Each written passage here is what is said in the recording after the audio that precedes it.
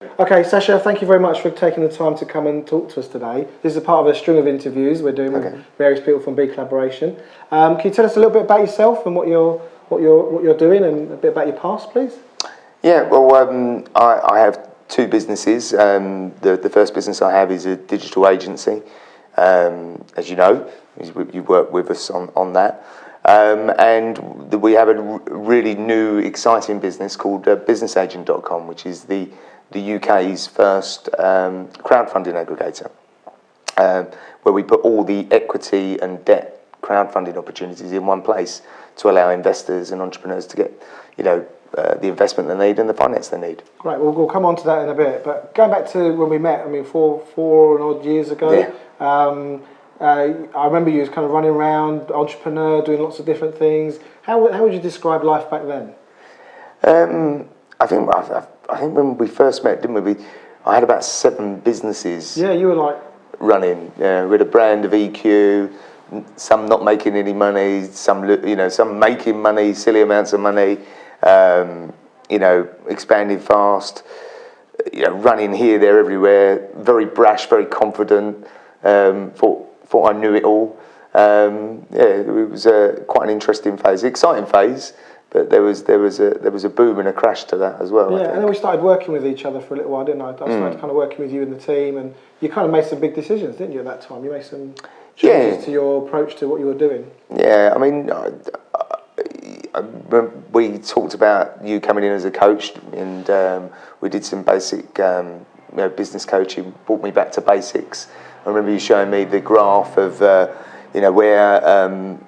when people start their businesses at the beginning of their life and they're all excited, and then all of a sudden it becomes a chain around their neck, and if they carried on doing the things right at the beginning, where they got this high growth inside that cycle, didn't exactly. They? So it was good. It was good to have a coach for a while, bring me back to basics, and do all the things again that we did in the very early stages. Yeah, and I remember even back then you was talking about this business agent domain you'd bought. You wanted to do something with it, and you wanted to make it. I knew you wanted it to be global, something big, like your big one. Entrepreneurs, I suppose, deep down want to make a global impact, don't they? And I kind of got clear about, for you, business agent was always going to be part of that. Yeah, I mean, we had the idea of business agent literally 15 years ago. When I first got involved in the internet, and the original idea was, basically selling businesses, because there wasn't a website like it at the time, and Rightmove was being established, and I thought, well, we need something like Rightmove for businesses, and with the internet business, we were just so busy all the time, but it wasn't something that really excited me. I just thought it was a great domain. I bought it. I think the domain name itself is valued about £50,000. And going up, I know. And going up by the day. And then obviously 2 years ago, it was about 2.5 years ago, we went with you. That's right. To the launch of a. Because every now and again I'd phone you or send you an email. So I'm going off to this event. I'm going off to this seminar. Because one of my things is always being out there, keeping the finger on the pulse. And you'd always kind of come along with me, and we'd kind of go. You found out about crowdfunding, and it's changed everything, hasn't it? It was a light bulb moment, wasn't there? We were running. I think we were training for a half marathon, and I said, I've been looking at all these crowdfunding sites. I said, it's amazing. This is going to change the world, And this was 2 years ago, and I never knew anything else. I said, I can see this bypassing the banks. I can see small businesses getting the money that they need to grow.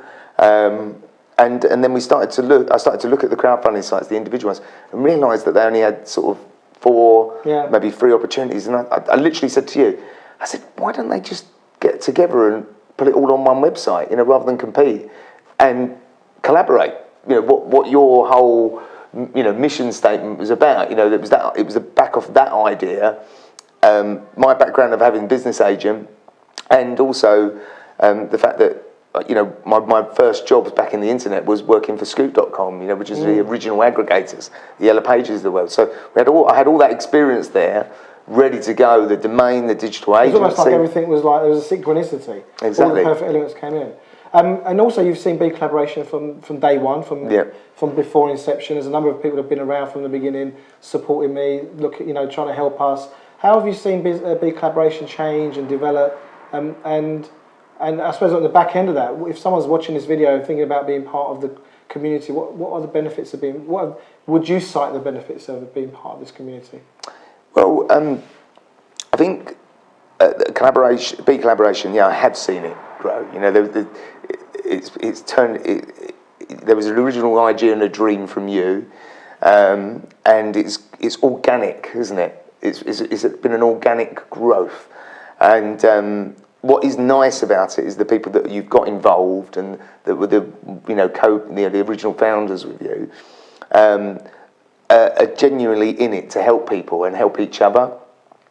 And as we've seen the collaborative movement, within the group grow and it being shaped, we're now realising that it's taken on people are actually getting it. They're actually getting this rather than just compete and bash heads together and you go, I do this and I do that. Let's get together. How can I, by joining forces with you, make what I'm doing even better and help you achieve what you want? And you've done that with Business Agent. You've had all sorts of collaborators involved, supported you. Can you say a little bit about how that's kind of? Yeah. So now we actually start to sing the B collaboration. Mission statement, if you like. Yeah, I think you kind of said let's do a charter for big collaboration that people can sign up to. Yeah, so basically, we haven't really properly formulated that. It is in the mission statement, as you know, in the vision statement. But we're looking at shaping a charter for collaborating, and I've actually started that process already. So, for example, there've been other aggregators start, in the crowdfunding world, and I phone them all up. Says, look, guys, this. They must think you're crazy. They do. They think I'm mad. And I said, let's get together. And they went, what do you mean get together? I said, look, we've only got a 3% dent in the UK for people knowing about crowdfunding. I said, so surely it's better that we get all our skill sets together and sit there and go, hold on, let's talk. We are competitors. It's obvious. I do want to grow my business and be really successful. But if we actually take certain parts of what we're doing and collaborate. So in other words, you can end up with a hybrid that actually would be better than anything you could do on your own, and that's the whole point of collaboration, isn't it? Yeah, when we sat down, like with the other competitors, they were like, well, I'm great at data, I'm great at sales, you've got a web design agency, I'm great at news, and it was like all of a sudden you're sitting there thinking, yeah, why didn't we do this before? You do the news side, you do the data side, we do the web design side, and we do the sales side. Let's start sharing commission structures. Let's push the marketplace. You've got the skill sets there. Then you've got marketing budgets in a different way. So and then also you're not repeating. Yeah. Because one of the things about big collaboration was when I met a lot of other coaches and independent consultants, they were all doing the same stuff. Just blogs, networking, doing their social media, all this activity to get some business. When actually, if you just did the bit you love the most and deliver that day in, day out, you'd be a lot happier for it as well. Exactly. And I think the big collaboration movement that you're trying to create here, with getting people together, as I say, it's forming its own type of destiny, it's forming its own way of doing things. And when I talk to when I talk to the other competitors, they started to get it. They started to go, oh right, I understand this now. And the thing is, what people don't realise is it's a bit like crowdfunding, really. We're already collaborating. It actually happens all over the world. And when you start talking to people, look, this is big collaboration. Start doing it this way, and everything will happen. We just don't call it that. We have, for example, associations like the UK Crowdfunding Association.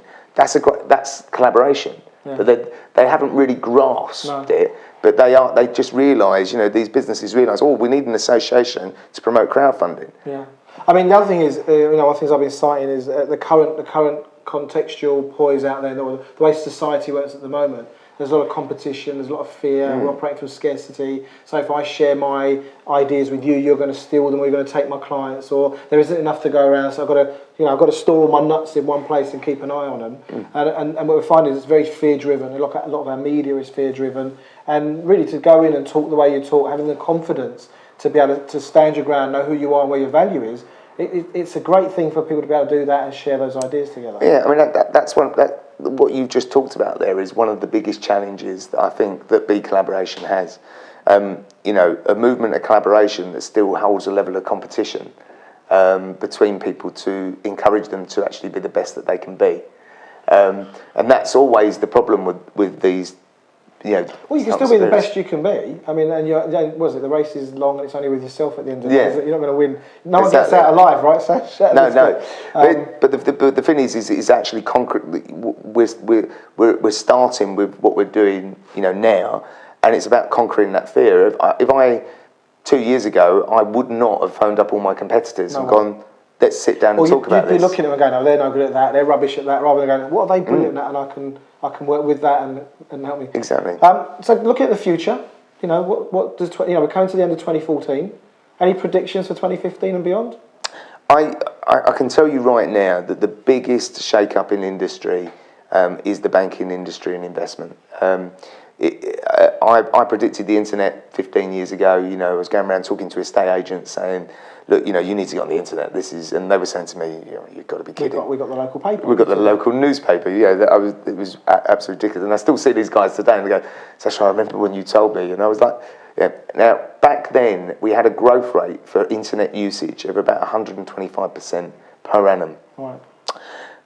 Crowdfunding has a growth rate in equity. Well, I'll give you one marketplace, 410%. So it's just wildfire. Exactly. And also, we've got this massive multi-trillion-pound machine in the middle, and we don't need it anymore. We don't need that trillion-pound banking machine because crowdfunding connects one. You bypass it. You bypass it. So, you know, and I go back again. Go back 15 years ago, you would never have dreamed of buying a package on eBay, from someone you know you don't miles know, away, even in Africa, you know, wherever it is, China, and then it arrives to you, you know, 3 days later, and you actually transfer the money, and now it's just the norm. It's just trust. And the thing is, we've actually already got the feedback system that banks use. You know, they use Equifax and Experian. So one of the things that we've been talking about also within the videos is that there's this trust equity. You know, is our trust equity is going to be part of our brand, part of what travels with us. You can leave country, go to a different country, different career, different industry, and you bring your trust equity with you. Like days of the old CV and all that. And really, it's like a portable reference system. People are saying, this guy's going to turn up, he's good at what he does, he's going to do a good job, he'll solve any problems, and you can trust him, you can take that and go anywhere with it, so it's portable. You know, look, listen, and I called you out of the blue and asked you to come down today. I really appreciate your time. Is there anything else you'd like to add? No, see, I think you hit it on the nail. There's a lot of fear out there, and one of the things about collaboration, and I know you're very passionate about it, is about conquering that fear of actually trusting another human being. And fear is actually driven from large corporate machines, and media, schooling, to protect their interests. You know, if we start trusting one another and start lending to each other or deliver packages in the post, the most amazing things actually happen.